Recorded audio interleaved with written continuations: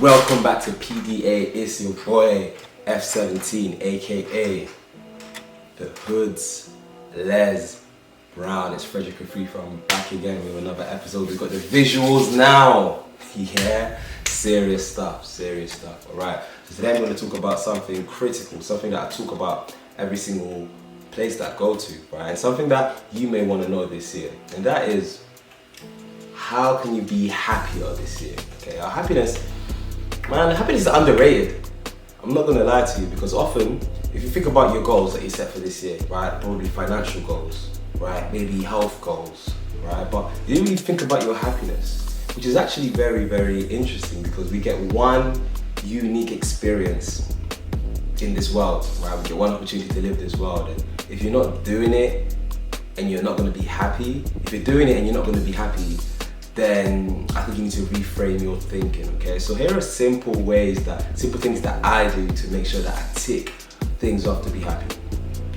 Number one, thing to understand is that for me, my opinion, a happy life doesn't necessarily exist, because as you know, life is just a roller coaster. So you're gonna have happy moments, you're gonna have unhappy moments, pardon me. So I believe happiness is more so a moment. It's not something that you can hang on to. And understanding that will actually help, because there will be times that you won't be happy. And we shouldn't weaponize the fact that we're not happy. We should just understand that we're just going through the normal human experience, where sometimes we're happy, sometimes we're not. Second thing, I actually asked my friends, what do you do that makes you happy? And it was kind of mad that she didn't know, right? And she actually did give me a reply, which I won't mention here, but generally she didn't really know what she did to make herself happy. And I thought, damn, like, that's crazy, because I truly believe that it is your responsibility to make you happy. What do I mean by that? I genuinely have a list of things that I like. For example, traveling, Italian food, Oreo milkshakes, seeing my friends, and I literally just make sure that I tick these things off as regularly as I can. So if I know that traveling makes me happy, I'm just gonna plan well ahead of time and just make sure that I have a trip planned every couple of months. Now I know that not everyone can do that, but it's just an example. Things that make you happy, and it doesn't necessarily have to be something that you make money from. It doesn't necessarily has to be a passion. It doesn't necessarily have to be a hobby. Just things that you do and you are happy doing, right? And actually, some people will struggle just writing that list. So I encourage you to actually just write that list down and to make sure you tick things off. Like, I like Italian food, so like once every couple of weeks, I'll go to an Italian restaurant to eat some Italian food. Because that makes me happy. I'll just go after work. So actually ticking it off.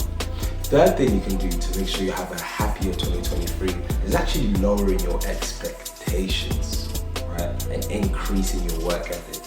What do I mean by that? Often we're unhappy because there is a big gap between where we think we should be and where we actually are. So what you can do is you can reduce the line of where you think you should be, and you can increase the line of where you think you are. You are in charge of that, okay? You thinking that you should be here, that is some pressure that you've imposed on yourself. And actually reducing those expectations is going to do nothing but help you become a lot happier.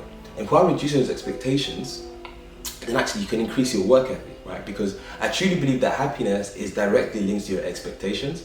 If there is a film and everyone is hyping it up, right, and you have high expectations of this film, you're a lot more likely to leave that film underwhelmed, because the endorphins and the brain chemicals that you had as you got excited before didn't exceed the brain chemicals that you had when you were watching the film.